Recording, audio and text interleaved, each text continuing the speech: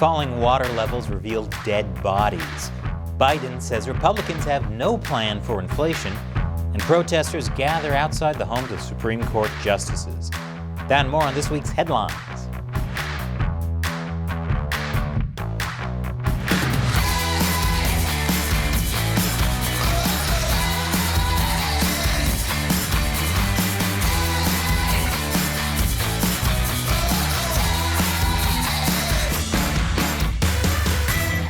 Welcome to America Uncovered. I'm Chris Chappell.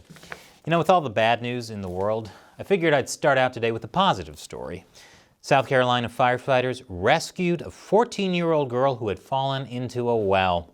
The teenager landed near some pipes in the structure and was able to hold on to them and tread water until being saved. I mean, not only is this a classic tale straight out of an old episode of Lassie of a child being saved from a well, but it's also the first positive story I've heard involving a 14-year-old hitting the pipe. Boy, that story was uplifting, wasn't it? Speaking of people being found in bodies of water, a barrel containing human remains was found in Lake Mead near Las Vegas last week. Authorities believe the remains of this person have been in there since the mid-70s or early 80s. The remains also have a gunshot wound, so clearly this is a suicide.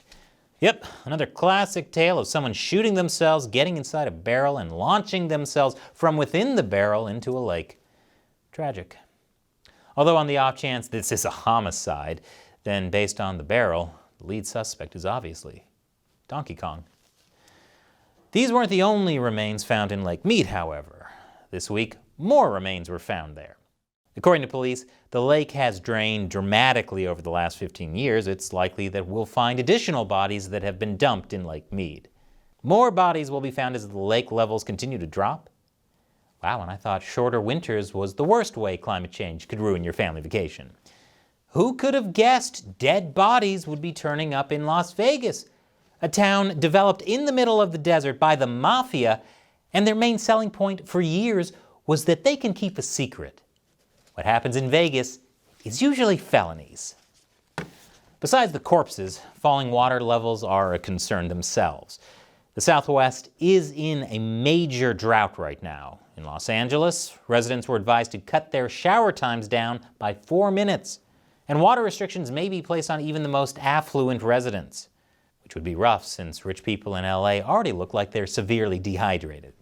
Of course, even if individuals in LA stopped using water altogether, it wouldn't make much of a difference since the vast majority of water in California is used in agriculture.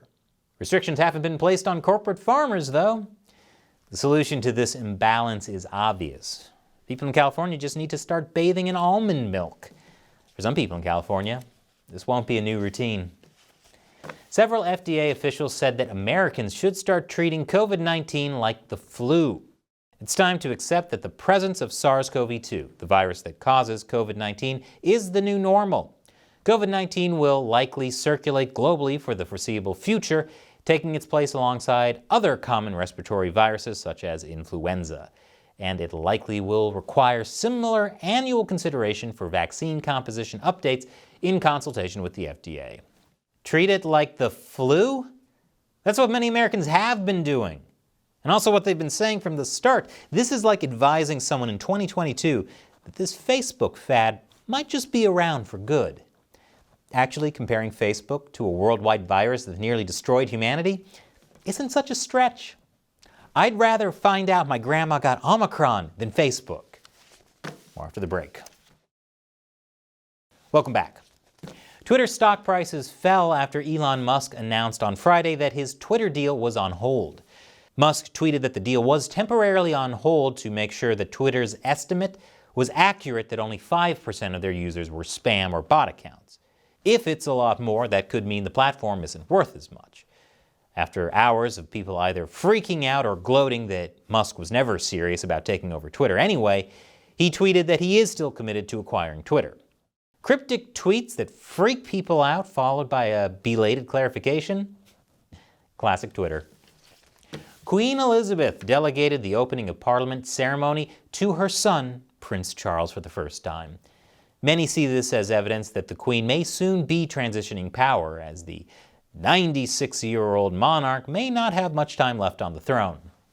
I mean, that's crazy. I'm sure glad we here in America don't know what it's like to be ruled by insanely old, out-of-touch people. On an unrelated note, President Biden. On Tuesday, Joe Biden attacked Republicans for having no plan on how to tackle inflation, calling them ultra-maga.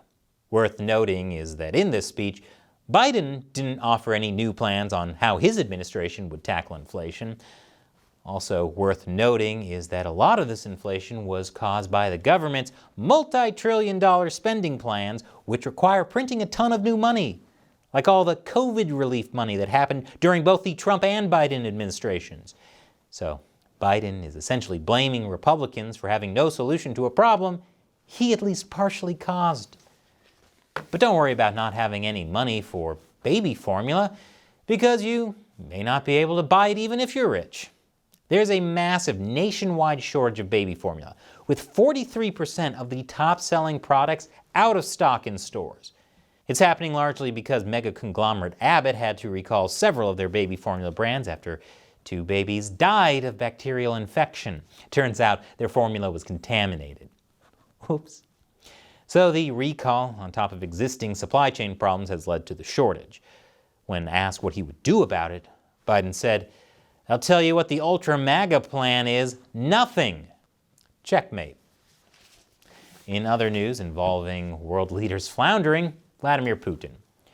Putin gave no indication that Russia would further escalate in Ukraine during his May 9th Victory Day speech. Western experts warned Putin might use this as an opportunity to officially declare war on Ukraine, so he would have an excuse to draft more soldiers. Looking back, that was a little bit of a ridiculous prediction. After all, Putin doesn't need an excuse to do anything, other than fighting Nazis, of course. That's his excuse for everything. Invading Ukraine? Nazis. Poisoning and imprisoning political rivals? Nazis, obviously. Riding around shirtless on a horse? Take that, you Nazi scum. Speaking of scorching hot things putting tons of people in danger, fireworks. Multiple cities on the California-Nevada border prone to summer fires are switching from fireworks to drone shows for the 4th of July. While some might be disappointed in this decision, I think it's patriotic. Because what's more American than a drone show? If that wasn't rhetorical, the answer is of drone bombing. But that would probably ruin a bunch of cookouts. And at least one wedding, if we're being historically accurate. But I'm in favor of switching to 4th of July drones. Not only is it safer, it's time to admit fireworks are lame. Seriously, unless you're setting them off yourself, no one over the age of 6 cares. If you've seen one fireworks show, you've seen them all. The first person to walk away from an explosion without looking back at it was a family at a 4th of July fireworks show, leaving early to beat the traffic. And after the break, abortion protests at the homes of Supreme Court justices. Welcome back. A Democrat-backed bill that would make abortion legal nationwide failed in the Senate. The final vote was 49 to 51, with every Republican voting no and every Democrat voting yes, except for West Virginia Senator Joe Manchin, who broke rank with his party and voted no because he said the bill went too far. Now, several Democrats are upset with him over this. However, even if he did vote yes, the Democrats still would have fallen short of the 60 votes needed to avoid being blocked by a Republican filibuster. Which just makes me even more angry at Joe Manchin. How could you go against your own party and not have your vote be worth 11 votes? It's like you don't even care. I swear, you're the second least effective Joe in this party. Additional security is being placed outside the homes of U.S. Supreme Court justices. Protesters have been at conservative justices' homes for days now after it was leaked the Supreme Court may overturn Roe v. Wade. Here's one such protest outside of Justice Brett Kavanaugh's home. We will not go back! We will not go back! We will not go back! So far, no arrests have been made, and the Department of Justice has yet to make a comment, despite a federal law making it illegal to try and influence federal officials and court cases. Nancy Pelosi has made a comment, though, praising the protesters. While we have seen and heard extraordinary anguish in our communities, we have been moved by how so many have channeled their righteous anger into meaningful action, planning to march and mobilize to make their voices heard. Okay, so she's cool with protesting outside public figures' homes to try and get them to change policy. Great! maybe folks should organize outside her home to protest members of Congress doing insider trading. Of course, it'll be hard to figure out which house of hers to protest outside of, since she and her husband were able to buy so many. You know, on account of all of their totally not insider trading. White House Press Secretary Jen Psaki said President Biden denounces intimidation of these judges. The president strongly believes in the constitutional right to protest, but that should never include violence, threats, or vandalism. Judges perform an incredibly important function in our society, and they must be able to do their jobs without concern for their personal safety. But several of these protesters said they weren't protesting. They were simply holding a candlelight vigil.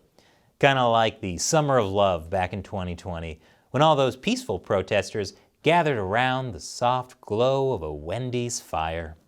Supreme Court Justice Clarence Thomas said that the justices can't be bullied into changing their minds.